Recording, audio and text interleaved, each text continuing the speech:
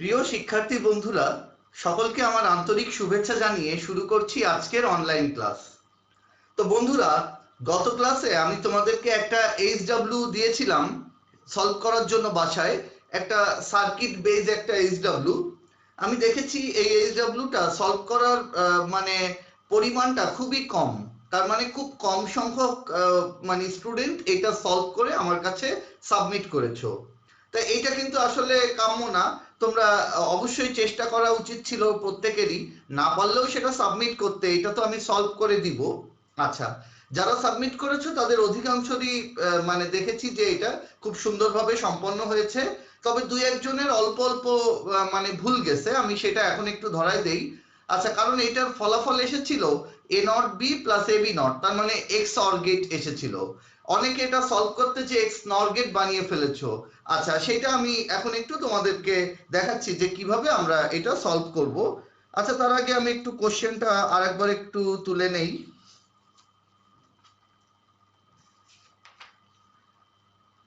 আচ্ছা, কোশ্চেনটা ছিল সবকটা নর গেট দিয়ে, আমি একটু এটা মুছে ফেলছি।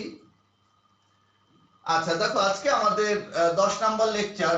আমরা লজিক গেট চ্যাপ্টারটা, ডিজিটাল ডিভাইসটা একটু আস্তে আস্তে এগোচ্ছি, কারণ এটা বোঝার বিষয়।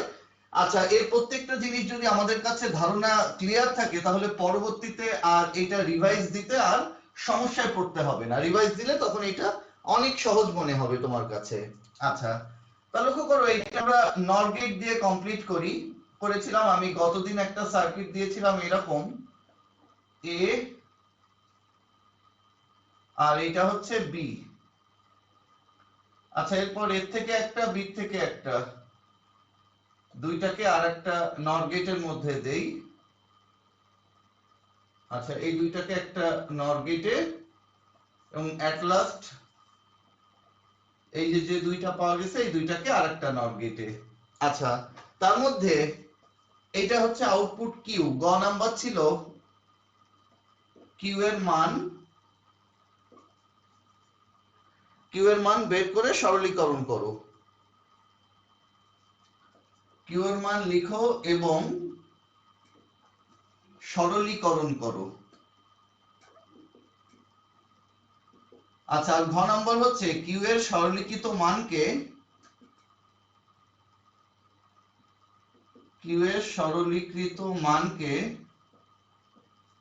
কেবল নর গেট দ্বারা বাস্তবায়ন করো।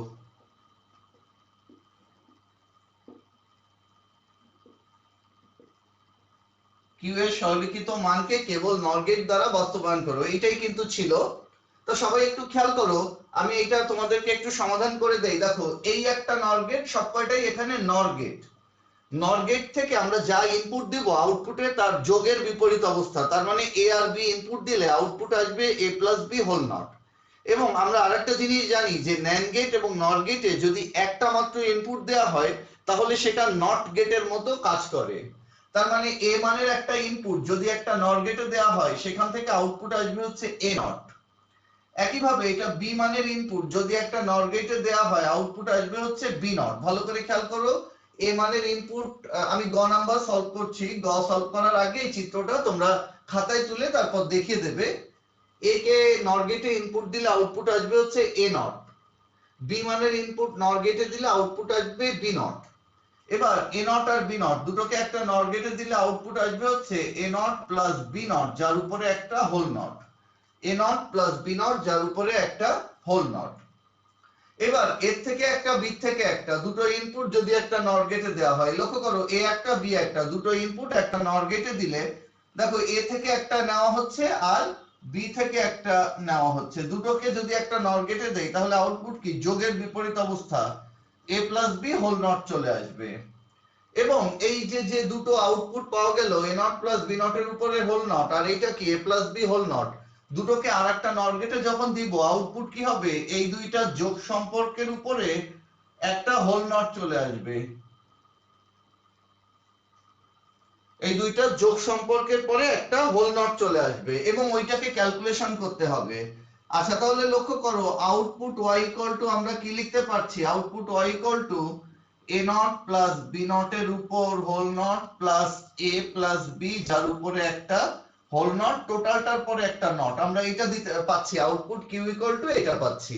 আচ্ছা, এখন দেখো আমরা এখানে ডি মর্গানের সূত্র অ্যাপ্লাই করতে পারি যে দুইটা রাশির মধ্যে যোগ সম্পর্ক এবং টোটালটার উপরে একটা হোল নট আছে, তাহলে এই উপরের হোল নটটাকে আমরা যদি আলাদা করে দিই তাহলে এদের মাঝে এবার গুণ সম্পর্ক আকারে লেখা যাচ্ছে, দুইটার মধ্যে যোগ সম্পর্ক এবং উপরে হোল নট, তাহলে উপরের নটটাকে আমি যদি আলাদা করে দিই এই যোগ সম্পর্কটা তখন গুণে চলে আসছে। এবার ডাবল নট উঠে গেলে কি থাকে, এ নট প্লাস বি নট, আর এখানে ডাবল নট উঠে গেলে এ প্লাস বি। এবার সাধারণ গুণের নিয়মে গুণ করে যাও, A not into B, A not into A, sorry A not দিয়ে গুণ করো, A not into A plus A not B plus B not A, তার মানে A B not, B not A না দিয়ে আমি এ বি নট দিলাম, B not into B. দেখো এ নট ইন্টু এ সমান কি 0 plus A not B plus A B not, B plus B not সমান কি 0 লেখা যায়, তাহলে ইকুয়াল টু আমরা কি লিখতে পাচ্ছি, A not B plus A B not, লক্ষ্য করো A not B plus A B not, এটা আমরা লিখতে পাচ্ছি equal to A XOR B, A not B plus A B not equal to আমরা এ এক্সর বি লিখতে পারছি। আচ্ছা, তাহলে আউটপুটে y ইকুয়াল টু এই এ এক্সর বি আসছে, অথবা কেউ যদি A not B plus A B নটেও রেখে দাও তাও হবে। আচ্ছা, অনেকে এখানেও ভেতরেও সূত্র ভাঙাতে পারো তোমরা, এই নটটাকে না ভাঙায় এই নটটাকে ভাঙাইছো অনেকে দেখেছি, সেটাও হবে, যে যেভাবেই করো না কেন। অনেকে এই যে A not plus B not whole not, এই নটটাকে আলাদা করে double not A into double not B, আর এই নটটাকে আলাদা করে এ নট বি নট, তারপরে এটাকে ক্যালকুলেশন করেও তৈরি করেছো। হ্যাঁ, সেটাও লেখা যাবে, কোনো সমস্যা নেই, যে যেভাবেই করো ক্যালকুলেশন আসবে হচ্ছে আউটপুট আসবে হচ্ছে A not B plus A B not, মানে A XOR B output আকারে পাওয়া যাবে। আচ্ছা, তাহলে আমরা মানে গ নাম্বার সলভ করতে পারলাম। দেখো গ সলভ করার পরে ঘ নাম্বারটা এখন পানির মতো হয়ে যাবে, কারণ এটাকে নর গেট দ্বারা বাস্তবায়ন করতে বলেছে। আচ্ছা, তাহলে আমরা গ নাম্বারটা মুছে ফেললাম, যে গটাকে সরলীকরণ করে এই ভ্যালু পাওয়া যাচ্ছে। এবার ঘতে আসো। আচ্ছা, ঘ কি বলছে, যে কিউ এর সরলীকৃত মানকে কেবল নর গেট দ্বারা বাস্তবায়ন করো। আচ্ছা, কেবল নর দ্বারা বাস্তবায়ন, খেয়াল করো কিউ এর সরলীকৃত মান ইকুয়াল টু কি, A not B plus A B not, এইটাই তো এ এক্সর বি, তার মানে আমরা ঘ নম্বরে লিখবো কিউ এর সরলীকৃত মান মানে A not B plus A B not equal to A XOR B, যাকে নর গেট দ্বারা বাস্তবায়ন করে দেখানো হলো। তাহলে বন্ধুরা, নর দ্বারা বাস্তবায়নের টেকনিক তোমাদের নিশ্চয়ই মনে আছে, যে নর দ্বারা বাস্তবায়ন করতে গেলে ফাংশনটাকে রং অর্ডারে উল্টাভাবে সাজায় যেতে হবে, এবং মানে শেষে যে অতিরিক্ত একটা নর গেট দিতে হবে। আচ্ছা, তার মানে টোটাল 6টা নর গেট দিতে হবে, শেষে যে আরেকটা বেশি লাগবে। আচ্ছা, তা এখন যে বিষয়টা A not B plus A B not, এটা রাইট অর্ডারও যা রং অর্ডারও তাই। দেখো এ নট বি, এটারে উল্টালে কি এ বি নট, আর এইটারে উল্টালে কি এ নট বি, তার মানে রাশির কোনো পরিবর্তন হচ্ছে না, যা ছিল তাই আছে, এ নট বিও পাওয়া যাচ্ছে এ বি নটও পাওয়া যাচ্ছে।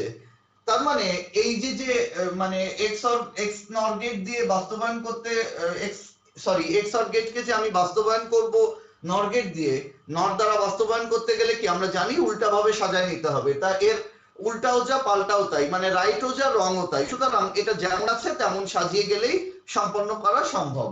আচ্ছা, তাহলে নর দ্বারা বাস্তবায়ন, দেখো এ একটা ইনপুট, আমরা যদি এর সাথে একটা মাত্র নর গেটকে যুক্ত করি তাহলে আউটপুট পাবো হচ্ছে কি এ নট। ঠিক একইভাবে বি একটা ইনপুট, আমরা যদি এর সাথে একটা নর গেটকে যুক্ত করি তাহলে আউটপুট আসবে হচ্ছে বি নট। খেয়াল করো, এর সাথে নর গেট দিলে আউটপুট পাবো এ নট, আর বির সাথে নর গেট দিলে আউটপুট আসছে হচ্ছে বি নট। এখন আমরা কি করব, এ নট আর বি কে একসাথে নিব, এই যে এ নট আর এই যে বি দুটোকে আমরা একসাথে একটা নর গেটে দিলাম, আউটপুট কি আসছে এ নট প্লাস বি, যার উপরে একটা হোল নট চলে আসছে, এ নট প্লাস বি যার উপরে একটা হোল নট। এবার এ বি নট, এই যে এ আর এই যে বি নট, এই দুটোকে আমি আরেকটা নর গেটে দেই, তাহলে আউটপুট কি এ প্লাস বি নট যার উপরে একটা হোল নট। উপরেরটা হচ্ছে এ নট প্লাস বি যার উপরে একটা হোল নট, আর নিচেরটা হচ্ছে এ প্লাস বি নট যার উপরে একটা হোল নট। এট লাস্ট এই দুইটারে নিয়ে আমি আরেকটা নর গেটের মধ্যে দিব, তাহলে আউটপুট কি চলে আসছে a not plus B whole not plus a plus B not এর উপর হোল নট, টোটালটার পরে একটা নট। তার মানে দুইটা রাশির যোগ সম্পর্কের পরে একটা নট চলে আসছে। a not plus B whole not plus a plus B not whole not, টোটালটার পরে একটা নট। এক্ষেত্রে আউটপুট y ইকুয়াল টু আমরা কি লিখতে পারি, a not plus B whole not plus a plus B not এর উপর হোল নট, টোটালটার পরে আরেকটা নট পাচ্ছি। আচ্ছা দেখো, দুটো রাশির মধ্যে কি যোগ সম্পর্ক এবং দুইটার উপরে একটা নট আছে, উপরের নটটাকে আলাদা করে এদের মাঝখানে আমরা গুণ সম্পর্ক আকারে লিখতে পারি। নট আলাদা করে এদের মাঝখানে আমরা গুণ সম্পর্ক লিখতে পারি। তাহলে ডাবল নট উঠে গেলে কি a নট প্লাস বি, আর এইটা কি দাঁড়াচ্ছে a প্লাস, ও সরি, এখানে আরেকটা নর গেট দিতে হবে, আমি এটা ভুলে গিয়েছিলাম, আরেকটা নর গেট দিতে হবে। তাহলে আউটপুট y ইকুয়াল টু, তার মানে অতিরিক্ত আরেকটা নট চলে আসবে, সরি। আচ্ছা, তার মানে ডাবল নট উঠে গেলে এখানে কি থাকছে, a not plus B whole not plus a plus B not এর উপর হোল নট। আচ্ছা, এবার ভাঙায় ফেলো, double not a into single not b plus single not a into double not b, De মর্গানের সূত্র প্রয়োগ করে। আচ্ছা, তার মানে কি a not b plus a b not চলে আসছে equal to a XOR b। তাহলে নর দ্বারাও আমরা বাস্তবায়ন করতে পারলাম, এবং এখানে নর দ্বারা বাস্তবায়ন করতে গেলে পরপর দুটো নর গেট লাগবে। আমি এখানে প্রথমে একটা দিয়েছিলাম, খেয়াল ছিল না, তা পরপর দুটো নর গেট দিলে এই নর গেটের কারণে উপরে আরেকটা অতিরিক্ত নট আসছে। এই নট দুটো চলে গেলেই যা থাকছে সেটাকে ক্যালকুলেশন করলেই আমাদের ফাংশনটা বাস্তবায়ন সম্ভব হচ্ছে। আচ্ছা, তো বন্ধুরা, আমি এখন তোমাদেরকে আরো একটা এরকম একটা সার্কিট সলভ করে দেখাবো, এবং এরপরে আমি নতুন টপিকে যাব।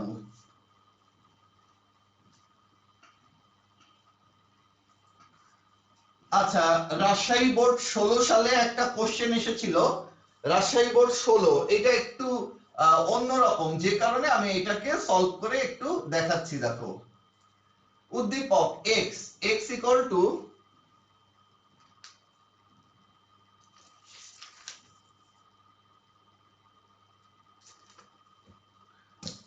ab not plus bc, x equal to ab not plus bc, এটা হচ্ছে উদ্দীপক, আর y ইকুয়াল টু হচ্ছে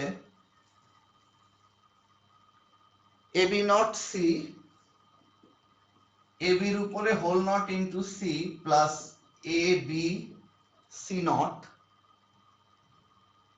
abc plus abc not plus ab plus bc not.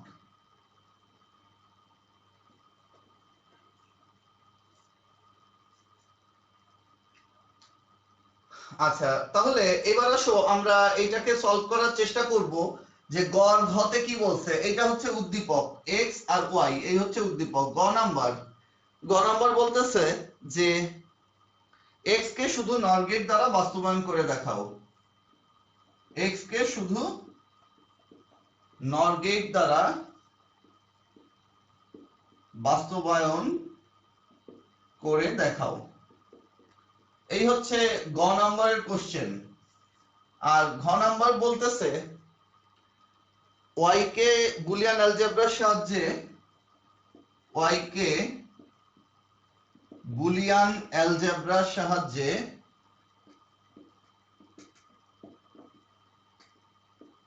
সরলীকরণ করার ফলে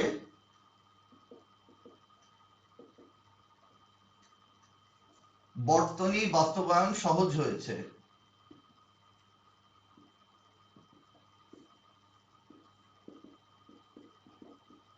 ব্যাখ্যা করো। তার মানে y কে বুলিয়ান অ্যালজেব্রার সাহায্যে সরলীকরণ করার ফলে বর্তনী বাস্তবায়ন সহজ হয়েছে, ব্যাখ্যা করো। তার মানে y কে বুলিয়ান অ্যালজেব্রার সাহায্যে সরলীকরণ করে একে ছোট করে আনতে হবে, তারপর এই সার্কিটটা বাস্তবায়ন করে দেখাতে হবে। তাহলে দেখবা যে কোশ্চেনটা সলভ, মানে এই ঘর উত্তরটা হয়ে গেছে। আর x কে বলছে শুধু নর দ্বারা বাস্তবায়ন করে দেখাও, তাহলে নর দ্বারা বাস্তবায়নের টেকনিক আমরা জানি, যে এই ফাংশনটাকে উল্টাভাবে সাজালেই এটা বাস্তবায়িত হচ্ছে। তবে এটা একটু ব্যতিক্রম, এই কারণে আমি এটা করলাম। আচ্ছা, তাহলে আমি একটু মুছে ফেলছি, তারপর তোমাদেরকে আমি একটু করে দেখাচ্ছি। দেখো দেখো x এর মানকে কি আমার বাস্তবায়ন করতে বলছে নর গেট দ্বারা। তাহলে x ইকুয়াল টু কি ab নট প্লাস bc। তার মানে এটাকে রং অর্ডারে সাজাতে হবে। ab নট একে কিন্তু উল্টা ভাবে, যেহেতু দুটো রাশির গুণফল আছে, একে ওইভাবে নট করা যাবে না, কিন্তু আমরা এটাকে নিশ্চয়ই ভেঙে এভাবে লিখতে পারি a not plus b not plus bc, এইভাবে আমরা লিখতে পারি। আচ্ছা, তাহলে a not plus b not plus bc এইবার রং অর্ডারেই নিব, তবে এখানে একটু অন্যভাবে নিব, নর গেটের মধ্যে দিয়েই নিব। আচ্ছা, সেজন্য আমরা কি করব, যে এই যে ইয়েটা আছে মানে bc, তার মানে এইটারে উল্টায় দিব, এটা b নট, আর c রে উল্টালে হবে হচ্ছে c নট। আচ্ছা, তাহলে এইবার নর গেট দিয়ে আমি একটু তোমাদের বাস্তবায়ন করে দেখাই যে এটা কিভাবে করা সম্ভব। আচ্ছা, দেখো এ একটা ইনপুট, এর সাথে একটা নর গেট দিব, আউটপুট আসবে কি এ নট। বি এর সাথে একটা নর গেট দিলে আউটপুট আসবে হচ্ছে বি নট। আর সির সাথে আমরা যদি একটা নর গেট দেই, আউটপুট পাবো হচ্ছে সি নট। লক্ষ্য করো, এর সাথে নর গেট দিয়ে এ নট, বির সাথে নর গেট দিলে বি নট, সির সাথে নর গেট দিলে সি নট। আচ্ছা, এখানে কোনো চেঞ্জ করার দরকার নেই, এ নট থেকে একটা নেব, বি নট থেকে একটা নেব, আর বিসি, বিসির জন্য কি বি নট থেকে একটা, সি নট থেকে একটা, এই যে বি নট আর সি নট থেকে একটা নিয়ে একটা নর গেটের মধ্যে দিব, তাহলে আউটপুট কি B not plus C not এর পরে একটা হোল নট চলে আসছে। তার মানে এটার থেকে আমরা পাবো হচ্ছে বিসি। এবার এই যে এ নট, এটা একটু ব্যতিক্রম, এই যে এ নট, এই যে বি নট, আর এই যে তিনটাকে আমরা পরপর দুটো নর গেটে দিয়ে দিব, পরপর দুটো নর গেটে দিয়ে দিব। দেখো ভালো করে খেয়াল করো। আচ্ছা, এইবারই এটা কমপ্লিট হবে। তাহলে এখান থেকে আউটপুট কি আসছে এ নট, এটা আসছে A not plus B not plus B not plus C not এর উপর হোল নট, টোটালটার পরে একটা নট। তা আরেকটা নট গেটে দেওয়ার কারণে কি হবে, অতিরিক্ত আরেকটা নট চলে আসবে। আচ্ছা, সেক্ষেত্রে দেখো আউটপুট x ইকুয়াল টু আমরা আউটপুট p ইকুয়াল টু আমরা কি লিখতে পারি, যেহেতু x আর y ওখানে আছে, a not plus b not plus b not plus c not এর পরে হোল নট, টোটালটার পরে একটা নট, আর ওই লাস্টে নট গেট দেওয়ার কারণে অতিরিক্ত আরেকটা নট হচ্ছে।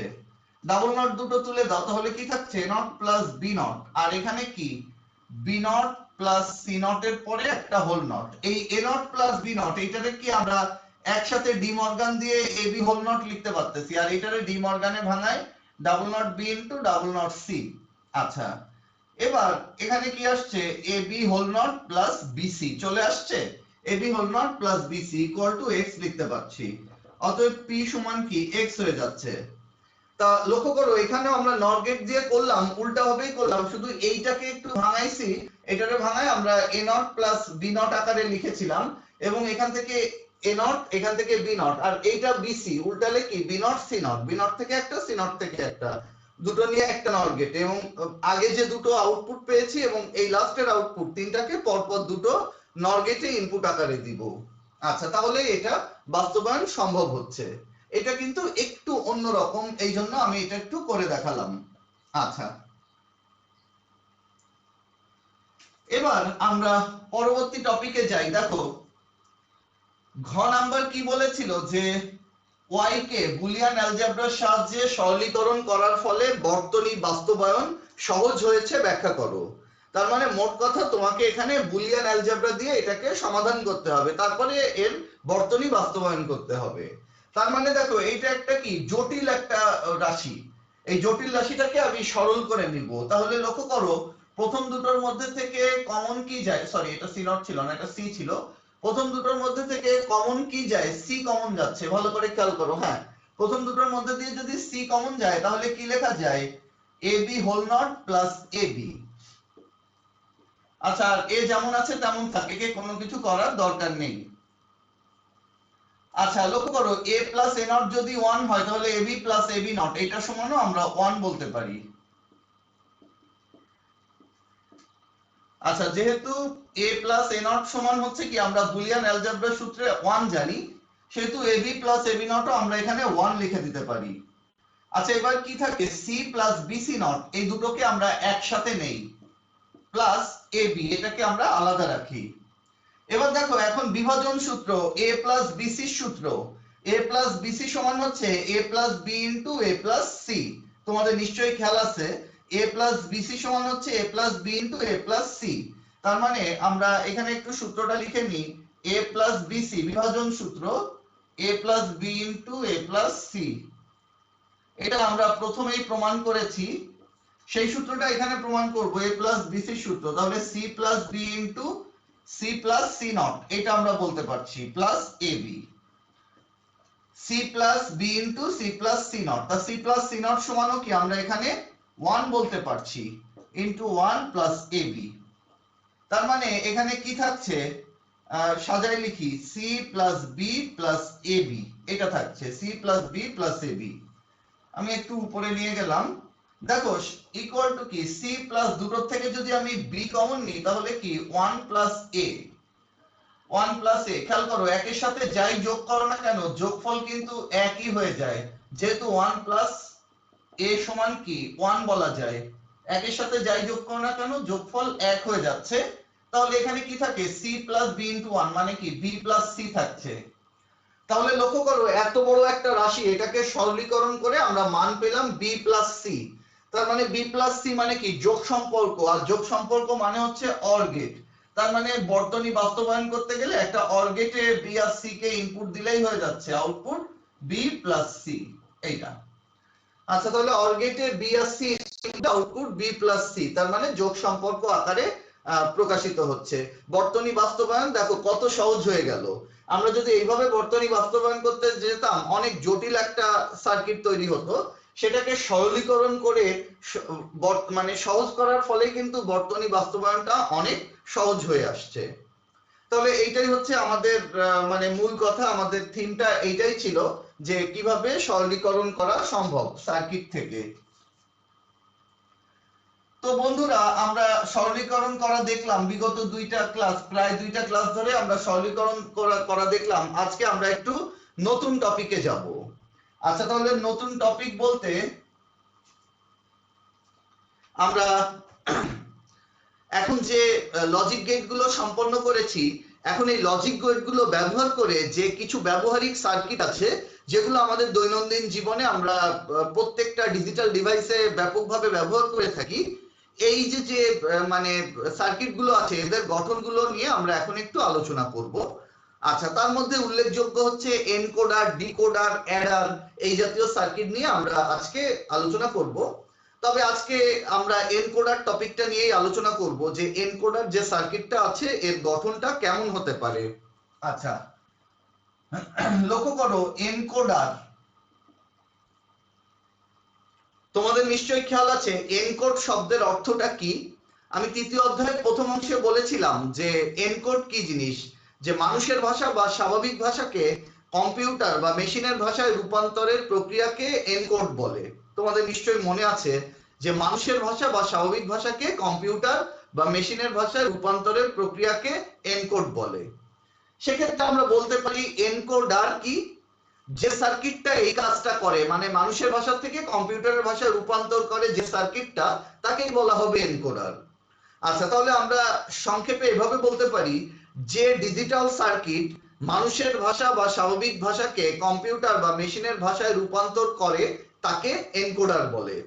ওকে, সহজে এই সংজ্ঞাটা আমরা জেনে নিলাম যে যে ডিজিটাল সার্কিট মানুষের ভাষা বা স্বাভাবিক ভাষাকে কম্পিউটার বা মেশিনের ভাষায় রূপান্তর করে তাকে এনকোডার বলে। যদি আমাদের এক মার্কের সংজ্ঞা আসে এনকোডার কি বা কম্পিউটারের ভাষায় রূপান্তরকারী সার্কিটটি কি ব্যাখ্যা করো, মানে সেক্ষেত্রে আমরা এই এনকোডার যে সার্কিটটার কথা বললাম এইটাই সংজ্ঞা দিতে হবে, যে যে ডিজিটাল সার্কিট মানুষের ভাষা বা স্বাভাবিক ভাষাকে কম্পিউটার বা মেশিনের ভাষায় রূপান্তর করে তাকেই এনকোডার বলে। আচ্ছা এখন কিছু কথা আমি একটু বলে নেই যে এই এনকোডার, ডিকোডার, অ্যাডার এই সার্কিটগুলো সম্পর্কে আমি কিছু পূর্বাভাস একটু দিয়ে দেই। আচ্ছা পূর্বাভাস বলতে আগের যে সার্কিটগুলো লজিক সার্কিটগুলোর গঠন আমরা দেখেছি, এখানে আগে সার্কিটটা সম্পর্কে জানার পরে ট্রুথ টেবিল ব্যবহার করে সত্যতা যাচাই করেছি, যে আমি যে কথাগুলো লজিক গেট সম্পর্কে শুনেছি সেগুলো সত্যতা প্রমাণ করার জন্য আমরা ট্রুথ টেবিল ব্যবহার করেছি। এইটা মানে আমরা দেখেছি আগের সার্কিটগুলোর ক্ষেত্রে। আচ্ছা, এবার একটু ভিন্ন। এবার আমি আউটপুট কি আসবে এটা বিবেচনা করে আমাকে ইনপুট দিতে হবে। তার মানে আমার আউটপুট কি হবে আমি সেই বিবেচনা করে ইনপুট দিব। তার মানে বিষয়টা হচ্ছে অনেকটা এরকম, আমার উত্তর কি আসবে সেই বিবেচনা করে প্রশ্ন সেট করতে হবে। তার মানে আগের বার যখন আমরা আগে লজিক গেট করেছি সে সময় কি প্রশ্ন বুঝে উত্তর অ্যান্সার করেছি, কিন্তু এবার অ্যান্সার বুঝে প্রশ্ন দাঁড় করাতে হবে। তার মানে বিষয়টা হচ্ছে এরকম যে আগে ট্রুথ টেবিলটা জেনে তারপরে এর লজিক বর্তনী বাস্তবায়ন করতে হবে। তাহলে বন্ধুরা একটু খেয়াল করো, আগে আমরা ট্রুথ টেবিলটা দেখব, তারপরে এর লজিক বর্তনীর দিকে যাব। এটা আমি একটু পূর্বাভাস তোমাদেরকে দিয়ে রাখলাম। এখন আমি এর গঠনটা তোমাদেরকে দেখাবো। আচ্ছা, আমি আগেই বলেছি এটা কিন্তু ডিজাইনকৃত সার্কিট, এর আউটপুট কি হবে সেটা বিবেচনা করে ইনপুট দেওয়া হয়। এবং এই সার্কিটটা মানে কিছু কিছু জায়গায় একটু টেকনিক্যালি মনে রাখতে হবে। তাহলে লক্ষ্য করো, কিংবা তুমি যদি বই পড়ে এটা দেখতে যাও দেখবে যে এই সার্কিটটার কিছুই বুঝছো না, কিন্তু তোমাকে এই জন্য কিছু টেকনিক্যালি বিষয় আয়ত্ত করতে হবে। তাহলে দেখবে যে যে কোনো এনকোডার তুমি সহজেই সলভ করতে পারছো। আচ্ছা, এনকোডার লক্ষ্য করো, এনকোডারের ইনপুট আউটপুট বিবেচনা করে আমরা একটা প্রযুক্তিগত সংজ্ঞা এখানে দাঁড় করাবো। এনকোডারের ইনপুট কি হবে আউটপুট কি হবে এটা বিবেচনা করে আমরা একটা প্রযুক্তিগত সংজ্ঞা এখানে দাঁড় করাবো আর কি। আচ্ছা, তার মানে লক্ষ্য করো, এনকোডারে ইনপুট হচ্ছে 2 টু দি পাওয়ার n, হিসেব করে দেখা গেছে যে এনকোডারে ইনপুট হচ্ছে 2 টু দি পাওয়ার n আর আউটপুট হচ্ছে n। বিষয়টা খেয়াল করো, এনকোডারে input 2 to the power n আর আউটপুট হচ্ছে n সংখ্যক। তার মানে n হচ্ছে এখানে একটা ধনাত্মক পূর্ণ সংখ্যা। ধনাত্মক পূর্ণ সংখ্যা বলতে n ইকুয়াল টু যদি 1 হয় তাহলে লক্ষ্য করো 2 to the power 1, 2 to the পাওয়ার 1 মানে কি 2, ইনপুট দুইটা আউটপুট n এর মান 1, তার মানে ইনপুট দুটো দিলে আউটপুট আসবে একটা, n এর মান যেহেতু 1। n ইকুয়াল টু 2 দিলাম তাহলে 2 স্কয়ার মানে কি 4, চারটা ইনপুট দিলে আউটপুট আসতেছে n এর মান দেখো দুইটা, চারটা ইনপুট যদি চারটা দেই তাহলে আউটপুট আসবে দুইটা। n ইকুয়াল টু 3 দেখো 2 কিউব, 2 কিউব মানে কি 8টা, ইনপুট যদি 8টা দেই আউটপুট আসতেছে হচ্ছে 3টা। আচ্ছা, তাহলে একটা দিলে দুটো ইনপুট দিলে আউটপুট আসবে একটা, চারটা দিলে দুইটা, 8টা দিলে 3টা আউটপুট আসবে। এখন এই বেসিসে আমি এনকোডারের একটা প্রযুক্তিগত সংজ্ঞা তোমাদেরকে বলতে পারি। এনকোডার কি জিনিস এর প্রযুক্তিগত সংজ্ঞা। আচ্ছা, তাহলে প্রযুক্তিগত সংজ্ঞা যদি দেই তাহলে এনকোডারের সংজ্ঞাটা এভাবে দিতে হবে। এনকোডার হলো এমন একটি সমবায় ডিজিটাল সার্কিট যেখানে 2 টু দি পাওয়ার n সংখ্যক ইনপুট দিলে n সংখ্যক আউটপুট লাইন পাওয়া যায় এবং ইনপুটগুলোর মধ্যে একটা মাত্র ইনপুট 1 হয়, বাকি ইনপুটগুলি 0 হয়। তাহলে এনকোডার এমন একটা সমবায় ডিজিটাল সার্কিট যেখানে 2 টু দি পাওয়ার n সংখ্যক ইনপুট দিলে n সংখ্যক আউটপুট লাইন পাওয়া যাবে এবং ইনপুটগুলোর মধ্যে একটা মাত্র ইনপুট 1 হবে, বাকি ইনপুটগুলি 0 হবে। আচ্ছা, তা আমি যদি এখানে n এর মান আরো বাড়ানো যায়, কিন্তু এত লাগবে না, আমাদের সর্বোচ্চ হলে 8 to 3 এনকোডার হলেই যথেষ্ট। আচ্ছা, এখানে n ইকুয়াল টু 4 হলে 2 টু দি পাওয়ার 4 মানে 16টা যদি ইনপুট দেওয়া হয় আউটপুট n এর মান 4, চারটা আসবে। আচ্ছা, তাহলে আমরা কি বললাম যে এনকোডার হলো এমন একটা সমবায় ডিজিটাল সার্কিট যেখানে 2 টু দি পাওয়ার n সংখ্যক ইনপুট দিলে n সংখ্যক আউটপুট লাইন পাওয়া যায় এবং ইনপুটগুলোর মধ্যে একটা মাত্র ইনপুট 1 হবে, বাকিগুলি 0 হবে। তার মানে এখানে দেখো দুটো ইনপুটের মধ্যে একটা 1 হবে, বাকিটা 0 হবে। এখানে দেখো চারটার মধ্যে একটা 1 হবে, বাকি তিনটাই 0 হবে। এখানে আটটার মধ্যে একটা মাত্র ইনপুট 1 হবে, বাকি 7টাই ইনপুট 0 হবে। আচ্ছা, একটা 1 বাকি 7টা 0। এখানে 16টার মধ্যে একটা 1 আর একটাই মাত্র 1 হবে আর বাদ বাকি সবই এখানে 15টা 0 হয়ে যাচ্ছে। আচ্ছা, তার মানে 16টার মধ্যে একটা 1 বাকি 15টা 0 হবে, 8টার মধ্যে একটা 1 বাকি 7টা 0, চারটা ইনপুটের মধ্যে একটা 1 বাকি তিনটা 0। আমি প্রযুক্তিগত সংজ্ঞাটা আবার একটু বলে যাই যে এনকোডার হলো এমন একটি সমবায় ডিজিটাল সার্কিট যেখানে 2 টু দি পাওয়ার n সংখ্যক ইনপুট দিলে n সংখ্যক আউটপুট লাইন পাওয়া যায় এবং ইনপুটগুলির মধ্যে একটা মাত্র ইনপুট 1 হয়, বাকি ইনপুটগুলি 0 হয়। আচ্ছা, আমি প্রয়োজনে সংজ্ঞাটা আরেকবার বলছি, তোমরা একটু এটা নোট করে লিখে নিবে। এনকোডার হলো এমন একটি সমবায় ডিজিটাল সার্কিট যেখানে 2 টু দি পাওয়ার n সংখ্যক ইনপুট দিলে n সংখ্যক আউটপুট লাইন পাওয়া যায় এবং ইনপুটগুলোর মধ্যে একটা মাত্র ইনপুট 1 হয়, বাকি ইনপুটগুলি 0 হয়। তাহলে আমরা এইভাবে এটাকে ব্যাখ্যা করতে পারবো। এবং এই বেসিসে আমি এবার একটা 8টা ইনপুট দিয়ে 3টা আউটপুট লাইন পাওয়া যায়, তার মানে একটা 8 to 3 এনকোডারের গঠন তোমাদেরকে এখন একটু দেখাবো। ইনপুট 8টা দিলে আউটপুট আসে কয়টা? 3টা। তার মানে একটা 8 to 3 এনকোডার বা এর আরেকটা নাম হচ্ছে অক্টাল এনকোডার। লক্ষ্য করো, 8 to 3 এনকোডার বা এর আরেকটা নাম হচ্ছে অক্টাল এনকোডার, খেয়াল করো। আচ্ছা, তার মানে ইনপুট 8টা দেব, আউটপুট কয়টা আসবে? 3টা। অক্টাল এনকোডার বা 8 to 3 এনকোডার, ইনপুট 8টা দিলে আউটপুট আসবে 3টা। তো বন্ধুরা, আমি তোমাদেরকে আগেই বলেছি যে এরা হচ্ছে একটা ডিজাইনকৃত সার্কিট এবং এটাকে তুমি সরাসরি মনে রাখা বা বোঝা কষ্টকর বিষয়, যে কারণে এর আউটপুট কি হবে সেটা বিবেচনা করে আমাদেরকে ইনপুট সাজাতে হবে। তার মানে প্রশ্ন দেখে, উত্তর দেখে প্রশ্ন সাজাতে হবে। সহজ কথা, এর ট্রুথ টেবিলটা আগে আমরা বুঝবো, কারণ ট্রুথ টেবিল যদি বোঝা যায়, বুঝতে পারি, তাহলে টেকনিক্যালি ট্রুথ টেবিলটা বুঝতে পারলে আমরা এই সার্কিটটাও সহজে সাজাতে পারবো। আচ্ছা, প্রথমে আসো ট্রুথ টেবিল। ইনপুট দিব হচ্ছে 8টা আর আউটপুট আসবে হচ্ছে 3টা। দেখো 1 2 3 4 5 6 7 8 আর আউটপুট আসবে হচ্ছে 3টা। 1 2 3 টোটাল 8 আর একটা 9টা। 1 2 3 4 5 6। টোটাল লজিক হচ্ছে 8টা 2 কিউব, মানে 8টা লজিক হবে। কিন্তু আমরা এখানে যেহেতু উপরে একটা হেডিং দিতে হবে, সেহেতু আমরা একটা বেশি দিলাম, 9টা দিলাম। দেখো, ধরে নাও এটা হচ্ছে ইনপুট আর এটা হচ্ছে আউটপুট। আচ্ছা, ইনপুট গুলোকে আমরা D0 থেকে D7, তার মানে D0 থেকে D7 পর্যন্ত কয়টা হচ্ছে? 8টা। ইনপুট গুলোকে D0 থেকে D7 দ্বারা চিহ্নিত করি এবং আউটপুট হচ্ছে XYZ দ্বারা চিহ্নিত করব। তাহলে লক্ষ্য করো, ইনপুট D0 থেকে D7, লক্ষ্য করো input D0, D1, D2, D3, D4, D5, D6, D7। দেখো, ইনপুট D0 থেকে D7 পর্যন্ত কয়টা হচ্ছে? D0 থেকে D7 পর্যন্ত 8টা ইনপুট, দেখতেই পাচ্ছ। আর আউটপুট হচ্ছে XYZ। লক্ষ্য করো, আউটপুট হচ্ছে XYZ, 3টা ধরলাম। তাই ইনপুটের কাউন্টিং শুরু করেছি আমরা D0 থেকে D7 পর্যন্ত, তার মানে টোটাল 8টা ইনপুট। কোন বইতে এটা কিউ দিয়ে করা, Q0 থেকে Q7, কোন বইতে P0 থেকে P7, কোন বইতে D0 থেকে D7। একটা দিলেই হলো। ইনপুট গুলোকে আমি এখানে D0 থেকে D7 দ্বারা চিহ্নিত করেছি আর আউটপুট হচ্ছে XYZ।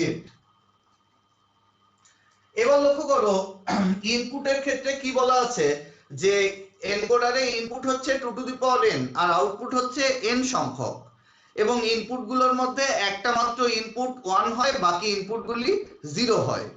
তাহলে সেই বেসিসে আমরা এখানে বলতে পারি, প্রথমবার ধরে নিলাম D0 হচ্ছে 1 আর বাকি সব ইনপুট হচ্ছে 0। দেখো, প্রথমবার D0 1, বাকি সবগুলো হচ্ছে 0। তার পরবর্তীতে একবার D0 হয়ে গেছে, পরবর্তীতে কি D1 1, বাকি সবগুলি 0 হয়ে যাচ্ছে। আচ্ছা, তাহলে D0 D1 হয়ে গেছে, এর পরবর্তীতে আমরা D2 1, বাকি সবগুলো 0 ধরে নিলাম। লক্ষ্য করো, D2 1, বাকিগুলো 0। এরপরের বার কি D3 1, বাকিগুলো 0। দেখো, 1 গুলো একটা কোনাকুনি সম্পর্ক বজায় রাখছে। তারপরে পরের লজিকে D4 1, বাকিগুলি 0।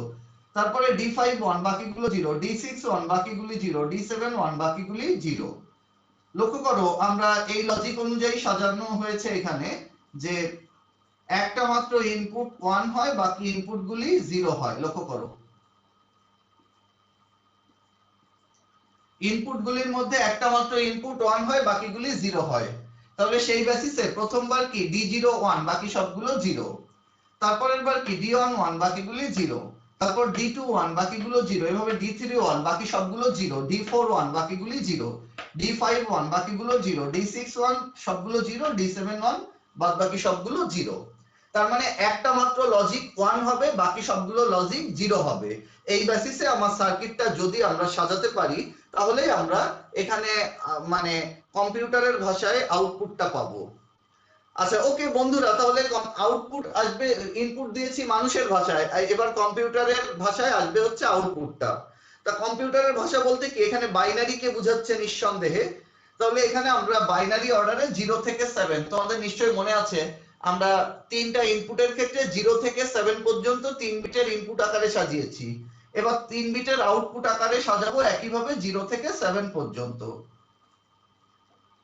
আচ্ছা তাহলে দেখো সেই 4 2 1, 0 মানে কি 0 0 0, 1 0 0 1, 2 মানে কি 0 1 0, 3 2 আর 1 3, 0 1 1, 4 1 0 0, 5 4 আর 1 5, 1 0 1, 6 4 আর 2 6, 1 1 0, 7 4 আর 2 6 আর 1 7। তার মানে আউটপুটটা আসবে কম্পিউটারের ভাষায়, এবং কম্পিউটারের ভাষা হচ্ছে কি বাইনারি।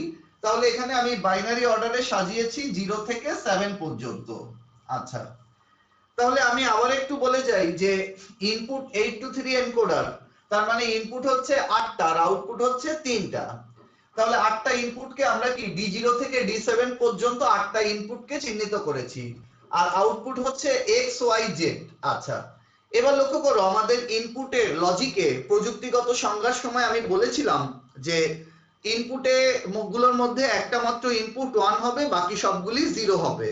তাহলে দেখো এখানে যে আমরা 8টা প্রথম লজিকে 8টা ইনপুটের প্রথমবার আমি D0 কে 1 বাকি সবগুলোকে 0 ধরেছি, তারপরের বার কি D11 বাকি সবগুলো 0, তার পরবর্তীতে D21 বাকিগুলি 0, এরপরে D31 বাকিগুলো 0, তারপর D4 D5 D6 D7।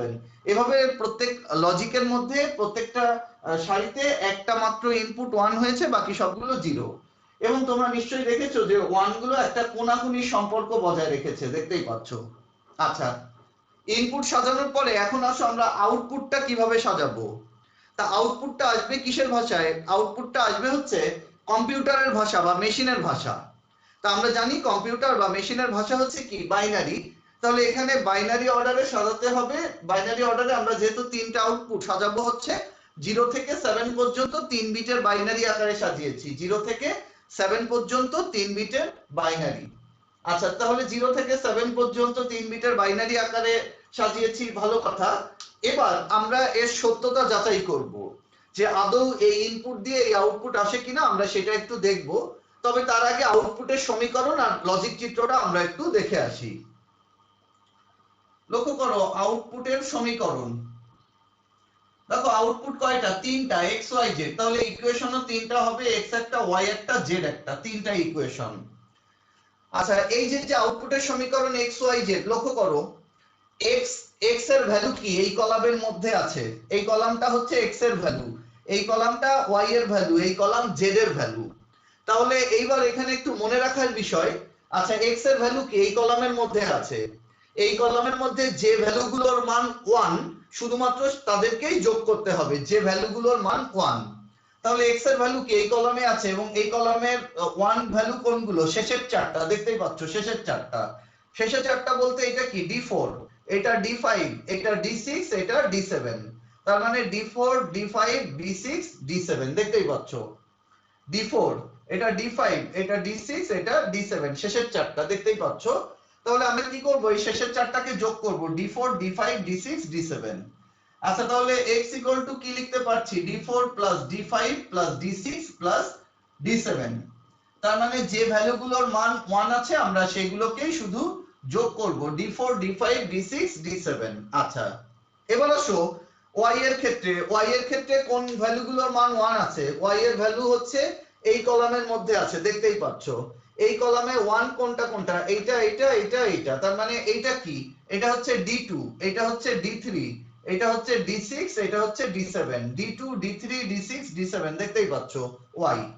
দেখো এই দুইটা আর এই দুইটা বলতে কি, এটা D2, এটা D3, এটা D6, এটা D6, এটা D7, দেখতেই পাচ্ছ এই কলামের মধ্যে যেগুলো 1 আছে, তার মানে D2 plus D3 plus D6 plus D7, এই চারটা শেষের এই চারটা D2 D3 D6 D7।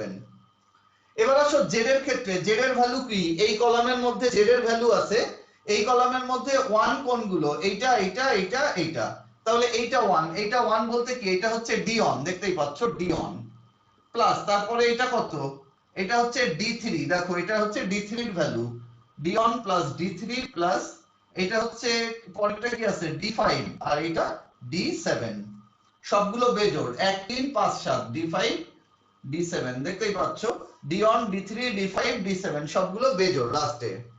আমি আবার একটু বলি যে আউটপুটের সমীকরণ আমি কিভাবে সাজিয়েছি।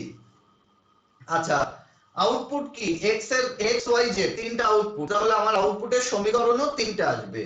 এখন আউটপুটের সমীকরণ বের করতে গেলে দেখতে হবে আউটপুটের ভ্যালু কোন কলামে আছে, x এর ভ্যালু এই কলামে আছে, এই কলামের মধ্যে যে ভ্যালুগুলোর মান 1 আছে আমি সেই ভ্যালুগুলোকে যোগ করব, তার মানে 1 বলতে কি শেষের চারটা, শেষের চারটা বলতে কি এটা D4, দেখো এরপরেরটা D5, এটা D6, এটা D7, তার মানে D4 plus D5 plus D6 plus D7 এই চারটাকে যোগ করতে হবে, D4 plus D5 plus D6 plus D7 এই চারটাকে যোগ করব। আচ্ছা, এরপর দেখো y এর ভ্যালু কি, এই কলামে আছে D2 D3 D6 D7, তার মানে কি D2 plus D3 plus D6 plus D7 এই চারটা ভ্যালু আমি যোগ করব, D2 plus D3 plus D6 plus D7 এই চারটাকে যোগ করলে y এর ভ্যালু পাওয়া যাচ্ছে।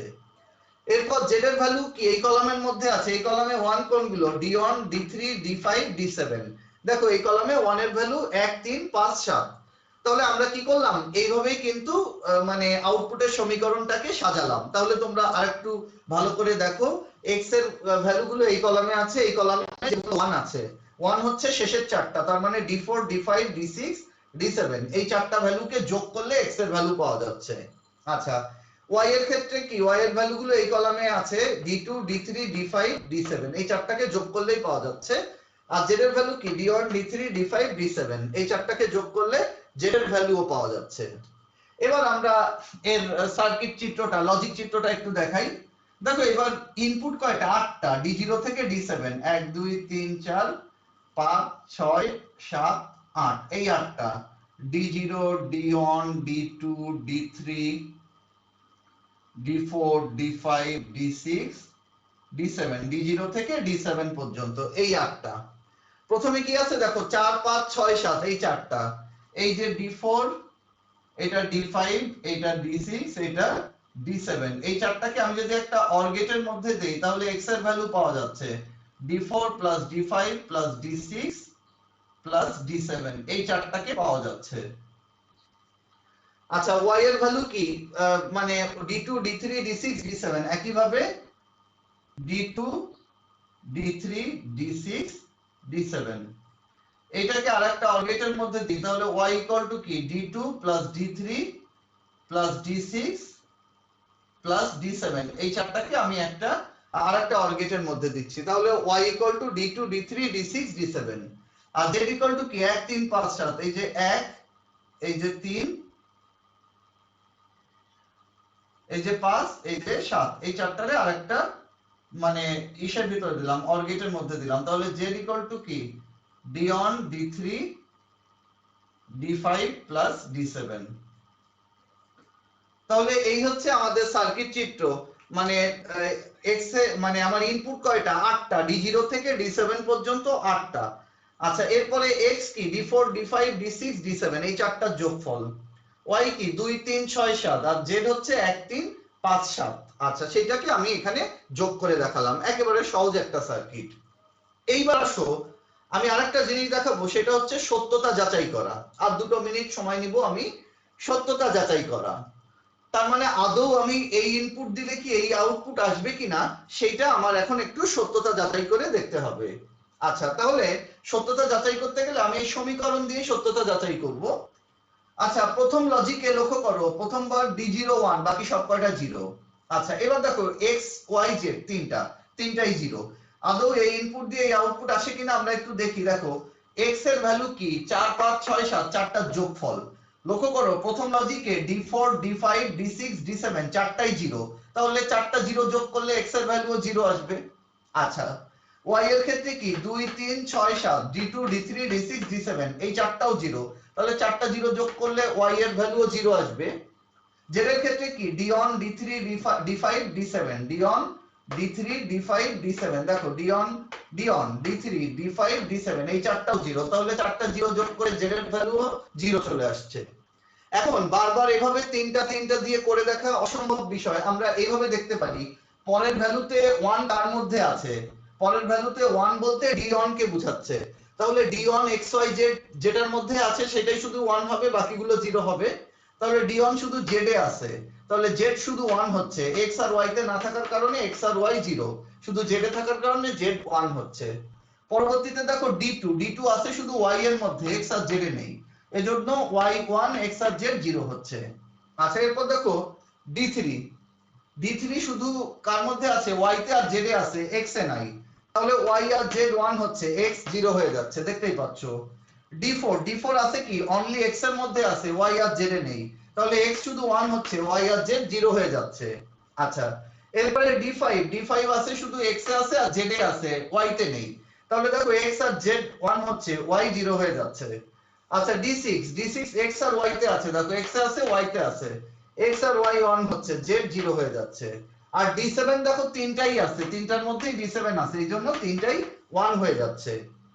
তাহলে বন্ধুরা আমরা কি মানে d0 থেকে d7 পর্যন্ত যে ইনপুট গুলো দিয়েছি সেই বেসিসে এবার আমরা আউটপুট সাজিয়েও দেখলাম এইটা দিয়ে একেবারে অ্যাকুরেট আসছে। তো সত্যতা সাধারণত যাচাই করার দরকার নেই, আমরা এই বেসিসে সাজাই গেলে যে কোনো এনকোডার আমরা এইভাবে সাজাতে পারবো। তো বন্ধুরা এবার তোমরা একটু এনকোডারের এই গঠনটা বাসায় একটু দেখবে, বইও দেখবে, এবং আমি যেভাবে ক্লাসটা করালাম এই লেকচারটা একটু দেখবে, এবং এরপর এনকোডার নিয়ে আরো একটু আলোচনা করব, তারপরে আমি ডিকোডারের দিকে যাব। ওকে বন্ধুরা, তাহলে আজকে আর আলোচনা দীর্ঘায়িত করলাম না, আজকে আমাদের আলোচনা এই পর্যন্তই থাকবে। তোমরা এনকোডারের গঠনটা বাসায় ভালো করে দেখবে, এবং সবাই সুস্থ থেকো, ভালো থেকো, সবার সুস্বাস্থ্য কামনা করে আমি আজকের মতো এখানেই বিদায় নিচ্ছি।